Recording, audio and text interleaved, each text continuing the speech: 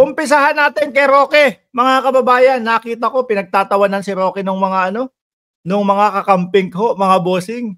Abay nagagalit, nagsisisigaw doon. Pagdating naman ni Roque sa West Philippines, duwag. No, takot. Kesyo, gigirahin na tayo ng China, ganyan pa din ang inaasal ninyo. Gano'n naman si Roque. Pero doon, gigil na gigil ho, mga bossing. Kitang-kita na ho sa mukha ni Senator. Hindi nanalo yun. Tambak pala yung si Roque sa pagka-senador. Diba? Tambak pala si Roque sa pagka-senador. Hindi nanalo. Nakikita ho natin doon sa mga inaasal na ho, nitong si Harry Roque, mga bossing, ramdam mo na yung stress sa kanya eh.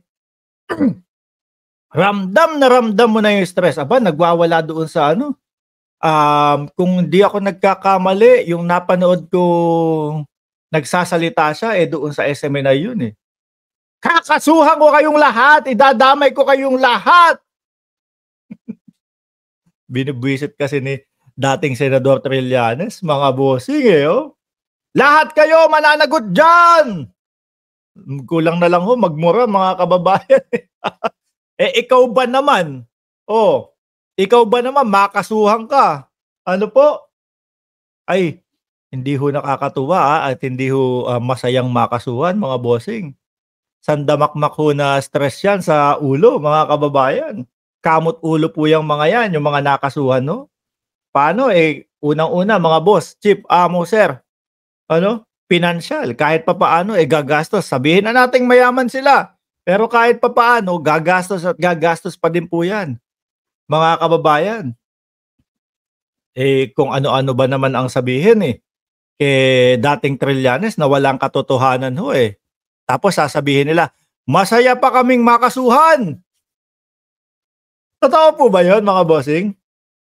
Sa tanang buhay ko ho talaga, wala pa akong nakikitang naging masaya nung kinasuhan. Nagkaso, naging masaya. Tapos lumusot doon sa piskal, umakyat, naging masaya. Pero yung ikaw yung nakasuhan, mga kababayan,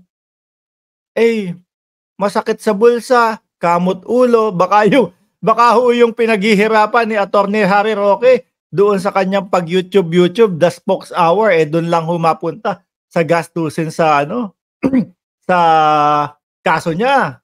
Di ho ba? Tapos sasabihin, hindi ho kami naaapektuhan yan. Sanay na ho kami dyan. Di ho ba? Mga kababayan.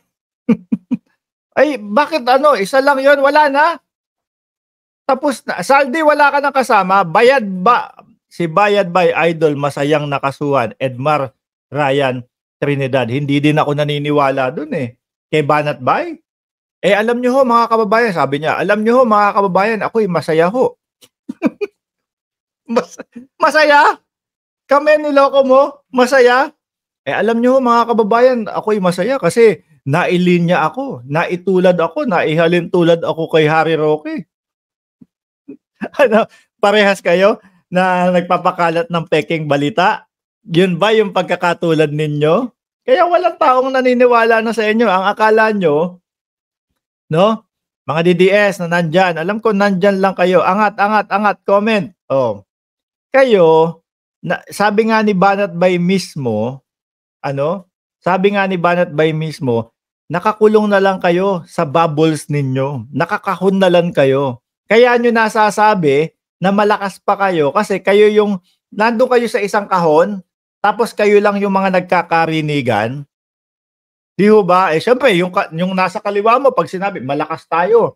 Yung nasa harap mo, pag sinabi, malakas tayo. Nasa kanan mo, malakas tayo. Sa likod mo, malakas. Malakas talaga ang pagkakaintindi nyo. Pero lumabas kayo doon sa inyong kahon, hindi na kayo pinapansin.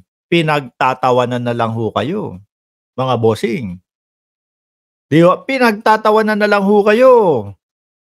Tingnan nyo, puntahan nyo po yung mga kakamping vloggers and yung mga actually matagal nang pinagtatawanan naman ho talaga itong mga ito Pero tingnan nyo ho yung mga kakamping vloggers, nandoon, nandoon sa channel nila. Tawanan ng tawanan si Roque. Sabi, si Roque stress na stress na.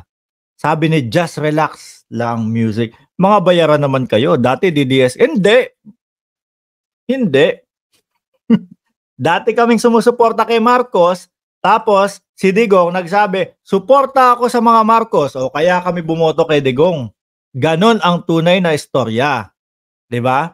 At hindi porket na lumipat kami or bumalik kami sa mga Marcos lang at hindi namin sinuportahan si Digong dahil puro kasinungalingan na sinasabi. Ibig sabihin, bayaran kami. Ay, paano kayo? 'Di ba? Kayo kapag kayo sumusuporta kay Digong, kayo hindi bayaran. Pero kami, pag sumuporta kami doon sa talagang presidente na ibinoto namin, bayaran kami. Iba din ang mga utak ninyo, ano?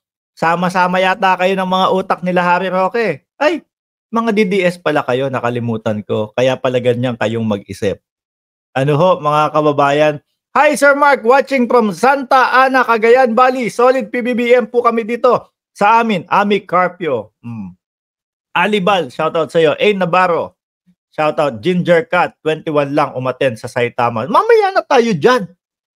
Magagalit agad yung mga DDS eh. Ito, paunang ano pa lang natin nabubisit na. Kahit ano pa ho ang sabihin ni Attorney Harry Roque na sila ay hindi apektado doon sa ikinaso ni dating Senador Trillanes, mga kababayan, wala hong maniniwala dyan. Deep inside, nagngangangal-ngal yan. Pag uwi ng bahay niyan at magpapahinga, ganyan na yan siguro. Tulalay na yan. Pag uwi ng bahay niya, tulalay na. Putek, kala ko okay na. Hindi kagaya nung kunyari, nagbabalita ka lang no? Nagbabalita ka, trabaho mo, nagsabi ka ng mga katotohanan, kung ano lang yung totoong mga balita, ano? Ano na, kumbaga pwede ka nang matulog noon. Hindi. Mga puro kasinungalingan yung pinagsasabi mo. Minsan sasabihin mo sa isip mo, nako, baka bukas may kaso na ako Which is ganyan nga yung mga nangyari. Ganyan ho yung mga nangyari, mga bossing. Diba? Ay nako, at hindi lang po si hindi lang ho si Banat Bay at si Harry Roque yung may kaso. Meron pa hong mga iba, mga kababayan, kaso hindi naman ho kilala, kaya hayaan na ho natin silang manahimik. Ito na lang, dalawa na ito. Di ba? Anyway, anong oras na ba dyan? Siguro magpapahinga na si Harry Roque, ano?